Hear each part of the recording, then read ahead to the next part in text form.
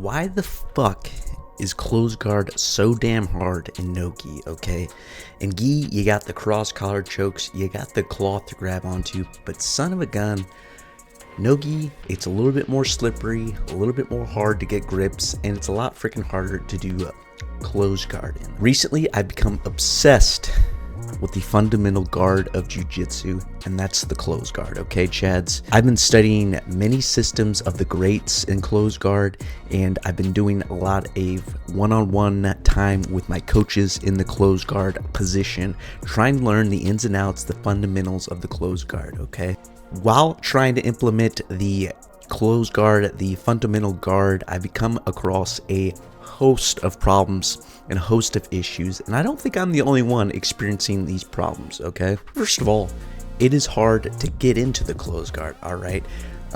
There's not a whole lot of great setups to get into it unless it's just kind of organic, naturally. A guy's trying to charge into you and you're able to lock them legs around him, okay? But it's pretty hard because a guy can either stuff it with just keeping a knee up the middle and kneeing you in the nuts, and that is pretty effective from getting the close guard closed around your opponent's waist. B, if you don't get your legs closed around the man and don't get him in between your legs, hey now, it leaves your legs on the outside and their legs on the inside, which makes you very susceptible to leg locks. So if you don't have good leg lock defense, going for close guard is probably not a good idea because you're going to get leg locked. You're going to get straight ankled if you leave a foot out there, or outside heel hooked, or any other leg attack they can choose from, because if they stop it, you don't get your legs closed. Now your feet on the outside, susceptible to some leg locks. And even if you do get to close guard, then this brings another host of problems, all right? There is so many ways that the top player can shut down your offense and basically, stall in order from you from getting any type of offense going, which I don't blame them. The goal is not to get submitted, so you got to try to stop them from doing that. And have you ever been stuck in close guard? That shit is annoying, all right? It is hard to get out of. It's hard to stand up, it's hard to get control, and it's hard to break, all right? That's why we see white belts elbowing the crap out of the inside of the thighs, because it's freaking annoying. Some of the problems I've experienced is breaking the posture, all right? This is a fundamental concept of close guard. You got to break the posture. Every coach says it, all right? Break the posture, break the posture. But some guys' posture is almost impossible to break, all right? Another problem that is hard to deal with is when a guy just kind of gets low, buries his head into your chest, and like he's giving you the motorboat status and locks his hand around your waist. That is frustrating to deal with as well. Yet, despite all these setbacks I've come across as I've watched film and video of the greats of the close guard system, I see that they've able to overcome these problems and still implement a great close guard game. And there's about 4 main systems that I see fellas playing at the highest levels that make close guard a playable guard at the highest level, okay? And these include the top lock system, the clamp guard system, the head and arm system, and the side scissor system. And we're going to go through all those today, Chad, all right? And how I've been trying to implement these in my games. So let's get into it. Before entering these systems, we have to look at the beginning of the close guard system, and I've already kind of mentioned it, and that is the first thing that all these systems have in common is you got to break your opponent's posture. All right, and this includes pulling your knees to your chest and using some sort of hand fighting technique. All right, knees to chest, and either using a 2-on-1 to break the posture and bring your arm across, or literally just grabbing the head and bringing their body weight down. You just want them from a vertical position down, hunched over, closer to you, so you can start to work. All right, but like I said before, this is easier said than done because it is hard to freaking break the posture of some people that don't want their posture broken. All right, and so the initial answer to this is the hip bump sweep. All right, this is a day one classic, if you will.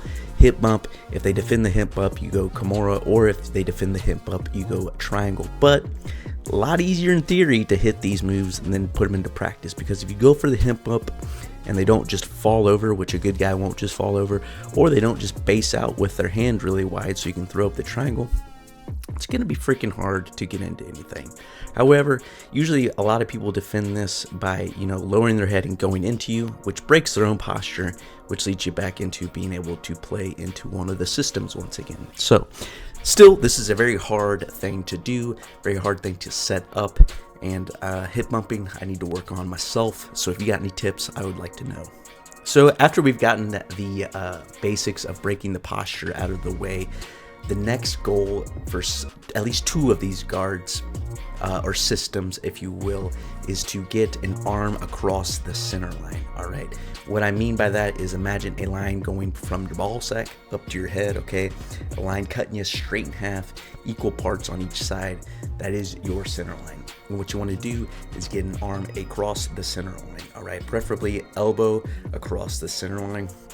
Do this with a 2-on-1 grip, like a little shotgun grip, if you will, on the arm, and you pull them across and pull your knees to the chest, so you have them breaking down like a shoulder on your chest and then an arm across your body. All right. This leads into the top lock system and the side scissor system that we'll be covering. All right. For the top lock system, this kind of happens when your opponent is still squared up with you and you don't have a good angle on them. All right. Maybe you got the arm across, but not very well, and they're still kind of in front of you. That's okay. We can walk our legs up like a little spider, like a little itsy bitsy spider, and get that top lock system. All right. What I mean by top lock is you have one leg over the shoulder and one leg behind the armpit, and you have your feet locked up high in like a high guard situation. All right. This puts them in what I like to call the cold PP situation. All right. They're like this, their arms, they can't really move, and their arms are straightened out. This leaves them into a very nice little armbar situation, easy arm bars, and if they pull an arm through, into a triangle. All right. So you want to get them in that cold PP position, and this just works well. I mean, you don't have to walk your legs up. It just helps with keeping the posture broken down. Some guys just jump straight to it, which is a little bit more risque, but hey, you do you. But yeah, that is the first one. If they're a little bit more square, go for the top lock. Now for the next one, let's say you get an excellent angle on the man. All right. And you are at the side of them, a little bit more perpendicular than parallel, and you got the arm crossed. You're going to reach across for that lat grip on the other shoulder. All right. And bring your knees to your chest and close that space between the shoulder and your chest and trap that arm on the inside. All right. Most guys will not like this and will begin pressuring in. When they pressure back into you and try to square back up, this leads for an excellent opportunity to go for the scissor sweep, all right, or the pendulum sweep, aka the flower sweep. There's many names to it. Anywho, you load them up onto that bottom leg and you circle your leg around and cut it out. Boom, you land on top mount. Close guard is the bottom mount basically, and if you get on top with a close guard, when you're in, full mount. So yeah, anywho, if they pressure into you, hit that. But most guys will be wise to that and be like, I don't want to get flower swept, and it'll kind of just hang out. And so what you need to do is kind of walk your feet up once more, itsy bitsy spider. You don't have to rush this, don't have to just jump to it. Just runs the risk of them getting their posture back. So walk your legs up to where your lock is around their armpit, right? And so if your lock's around their armpit, you want one leg, the top leg, across their shoulders, kind of near their neck, in order to break their posture and not make them a posture back up. And so this is a good position. Now, if they don't have their hands locked, you can reach in and grab a palm to palm grip and hip in for a cheeky little Americana. But most guys are going to have their arms locked. And so if they have their arms locked, you can either circle and pivot your way up onto the back and take their back, or if you want, you can swivel your way up and put the top leg like a shin across the head and go for a rolling arm bar attack here, which is very nice. Pick your poison. Either way, that is that system, the side scissor system. And it sounds funny, but that crapola works. However, sometimes getting an arm across the nutsack line is freaking impossible, okay? And if you are breaking the posture, they can't get that bad boy across your nutsack, then we got to resort to our other 2 guards, and that is the overhook clamp guard system and the pinch headlock system. So let's go over the overhook / clamp guard system. This is a very nice system for if you're going against a guy that's bigger than you, just trying to horsecock you around. All right. for this clamp guard system, we want an overhook on that near side, and we kind of want to prevent them from getting a body lock. Usually you go to this when a guy's searching for that body lock, and you want to kind of beat him to the punch, right? So we want to get up onto one butt cheek, all right, on our side, and grab an overhook on that one side, and use our hand and free leg in order to stop them from getting a closed grip around our body, okay? And we use that knee and arm on the other side to prevent that.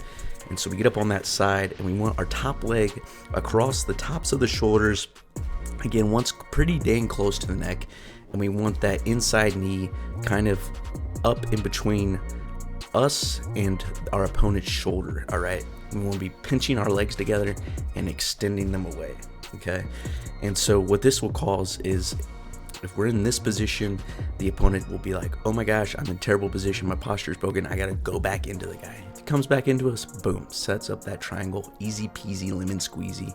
If he stays away, we can throw up our omoplata attack and attack that way. So that is the clamp guard system that you can get into. However, once more, if he's not attacking a body lock and his posture is hard to break down, we might have to go for what is called the pinch headlock system, all right? It is a bit of a horsecock system, not gonna lie. So basically, what you do, it's exactly how it sounds. You bring your knees to your chest, but this time you reach up for a head and arm, make a closed circle, and bring them down to your titties, all right?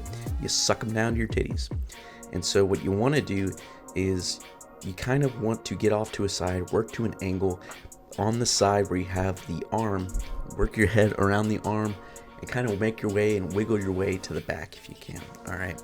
Sometimes guys will slip out, and you want to try to keep at least the arm, and you can get into the shoulder crunch series, all right? You can bring your feet into the inside for butterfly hooks and work that shoulder crunch sweep.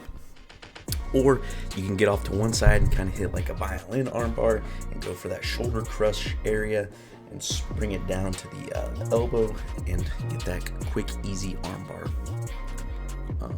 But yeah, that is the head and arm system, and yeah, those are the main systems of the close guard that I've been trying to work, that I've seen that be highly successful at the high levels. These systems are great in theory, but boy oh boy are they a pain in the butt to implement. Oh my gosh, I've had a heck of a time trying to hit these in live.